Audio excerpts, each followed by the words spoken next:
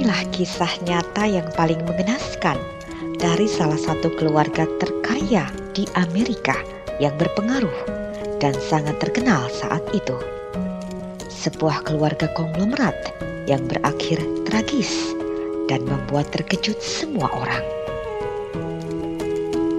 Pernikahan suami istri penuh arwah perselingkuhan yang memiliki putra tunggal, di mana putranya tersebut telah membuat sang ibu yang dikenal sangat cantik ini tewas di tangannya sendiri.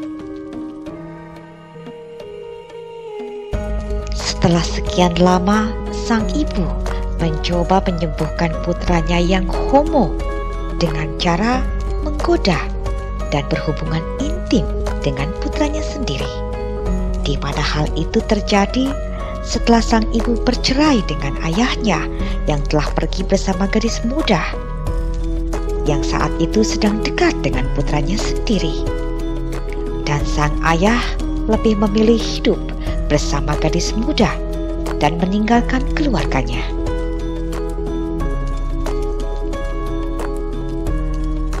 Saksikan kisah nyata ini selengkapnya sesaat lagi hanya di YouTube K Channel, membuka jendela dunia.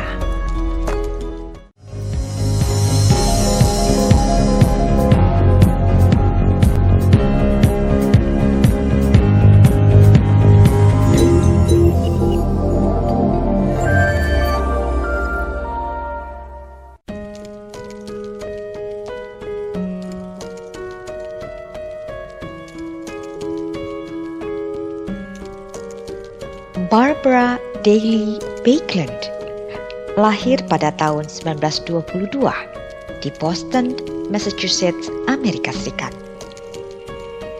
Ia terlahir dengan paras yang cantik dan tubuh semampai, hingga ia dinobatkan sebagai salah satu dari 10 gadis paling cantik di New York. Dengan modal kecantikan dan kemolekan tubuhnya, kemudian ia menjadi model terkenal di majalah ternama seperti Vogue dan Harper's Bazaar. Namun di balik kecantikannya, ia mewarisi genetika ibunya yang cenderung berperilaku tidak menentu dan menjadi pasien pribadi dari psikiater Foster Kennedy.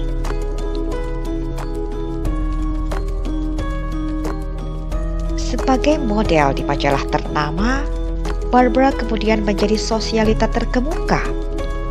Status sosial dan kecantikannya membuatnya sering diundang ke pesta masyarakat kelas atas yang mengundang banyak para pengagum kaya raya yang ingin berkencan dengannya.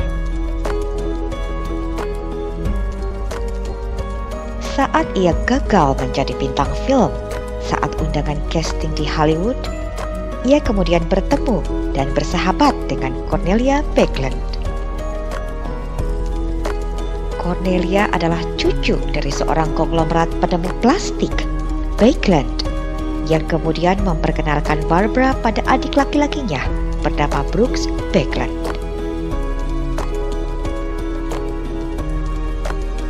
Dari perkenalan tersebut, Barbara dan Brooks menjalin kasih dan berlanjut ke pernikahan pada tahun 1940. Setelah Barbara mengaku hamil oleh Brooks, walaupun pada kenyataannya Barbara tidak hamil. Setelah Barbara dan Brooks menikah, mereka hidup mewah. Mereka sering mengadakan pesta dan jamuan makan malam yang mewah, mengundang para elit sosialita. Penampilan Barbara pun semakin mempesona, semakin terkenal di kalangan elit sosialita, dan sekaligus dikenal akan kepribadiannya yang tidak stabil, ledakan amarah yang kasar, dan serangan depresi berat. Pasangan suami istri ini banyak diberitakan terlibat dalam banyak perselingkuhan. Namun di tengah santernya isu tersebut, pada tahun 1946 Barbara hamil dan melahirkan seorang putra bernama Anthony, buah hasil dari suaminya Brooks. Keluarga ini hidup berpindah-pindah ke sejumlah negara. Walaupun memiliki tempat tinggal tetap di Amerika, mereka sering menyewa rumah dan villa mewah di Prancis, Jerman, Swiss, Spanyol, dan Italia untuk tinggal beberapa waktu sesuai keinginan mereka.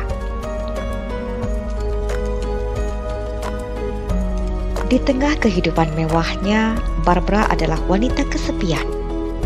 Ia sering ditinggal suaminya yang melakukan perjalanan bisnisnya dan sering terlibat perselingkuhan dengan wanita muda, hingga Barbara sempat melakukan upaya bunuh diri karenanya. Namun sebelum lanjut, ada baiknya untuk mengklik terlebih dahulu tombol like, share, dan subscribe, serta tombol notifikasinya agar tak ketinggalan update KM Info dunia selanjutnya. Hingga Barbara sempat melakukan upaya bunuh diri karenanya, namun terselamatkan. Kehadiran putra tunggalnya tidak merubah Barbara yang merasa kesepian, hingga ia sering mabuk-mabukan. Namun Barbara sangat dekat dan menyayangi putranya tersebut.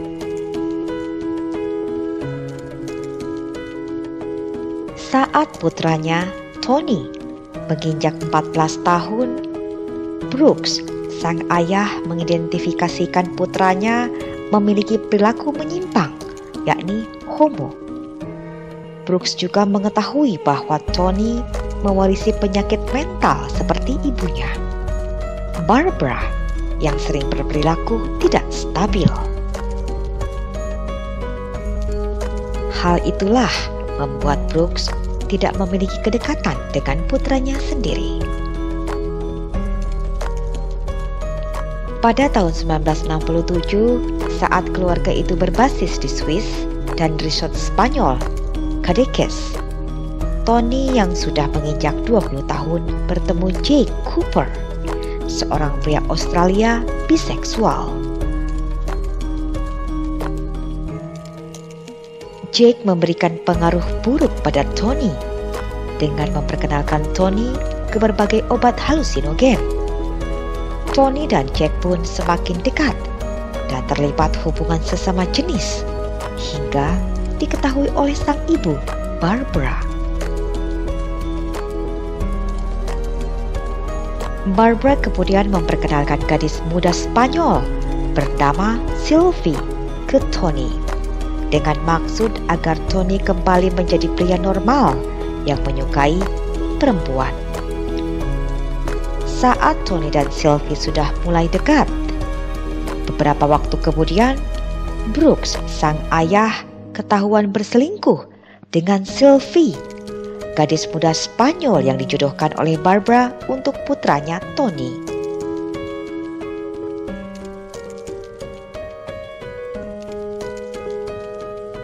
Pernikahan Barbara dan Brooks sudah tidak bisa dipertahankan lagi karena Brooks telah memilih pergi meninggalkan Barbara demi hidup bersama dengan Sylvie.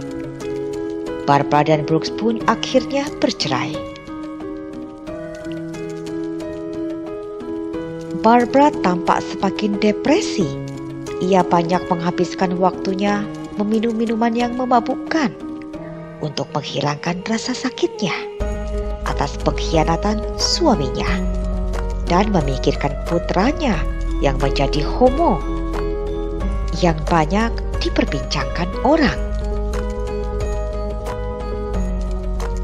Suatu ketika Barbara terpikir ide gila untuk menyembuhkan putranya yang homo dengan cara ia mulai menggoda, mencumbu, dan melakukan hubungan intim dengan Tony, putranya.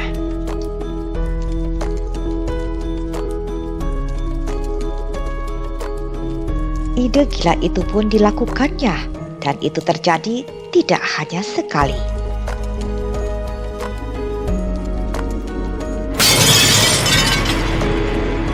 Keadaan kejiwaan Tony semakin tidak stabil di bawah tekanan sang ibu.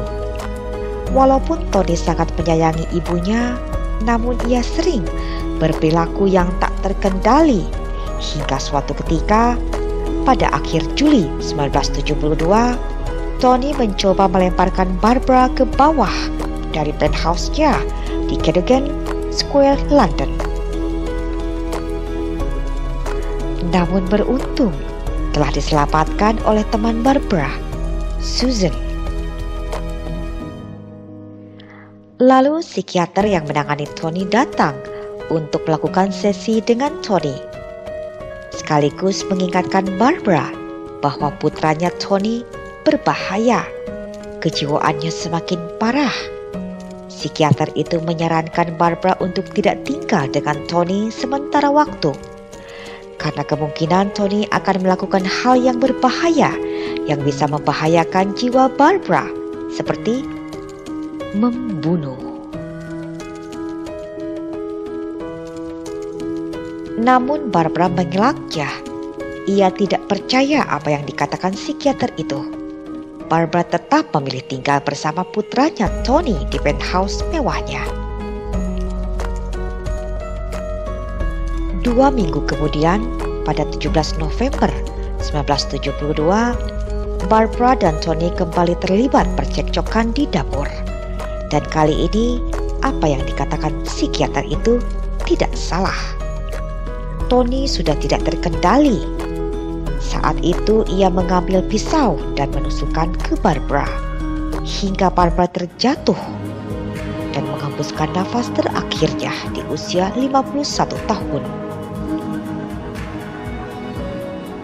Saat polisi datang ke TKP, polisi melihat Tony tampak santai sambil makan masakan Cina yang dipesannya lewat jasa antar makanan.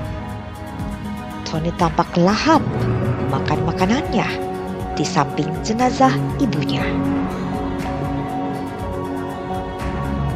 Tony kemudian mengaku dan didakwa dengan pembunuhannya ketika ia berusia 25 tahun.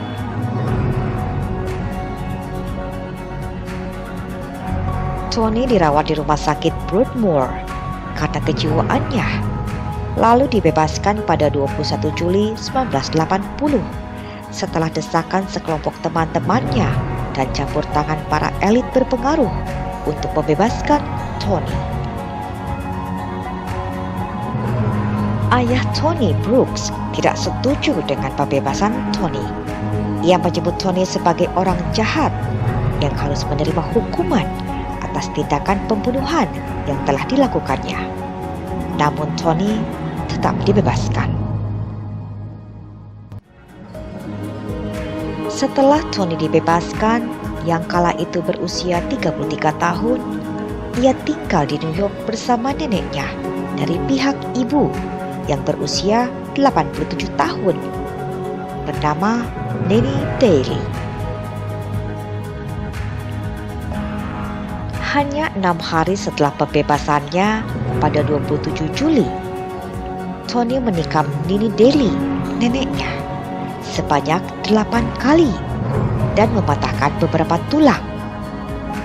Tony kemudian ditangkap oleh Departemen Kepolisian Kota New York, didakwa dengan percobaan pembunuhan dan dikirim ke penjara Pulau Rikers.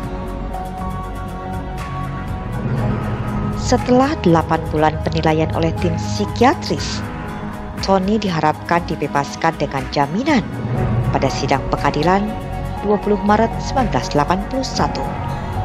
Namun kasus itu ditunda oleh hakim karena keterlambatan dalam transfer medisnya. Tony kembali ke selnya. Dan masih pada tanggal 20 Maret 1981, Tony ditemukan tewas karena bunuh diri dengan menggunakan kantong plastik yang dicekikannya. Dan itulah kehancuran keluarga konglomerat penemu plastik yang ternama, yang menjadi kisah paling mengejutkan di Amerika dan Eropa kala itu. Kisah ini referensi dari Entry Index, Ranson and Robbins, Savage Grace, Pemberitaan Crime and Investigation. Bagaimana menurut Sobat Kay semua? Silahkan berbagi pendapatnya yang tentunya dengan sikap bijak dalam menerima berita dari berbagai media, baik dari luar negeri maupun dalam negeri, ke kolom komentar. Dan jangan lewatkan berita lainnya yang berbeda selanjutnya di Kay Channel.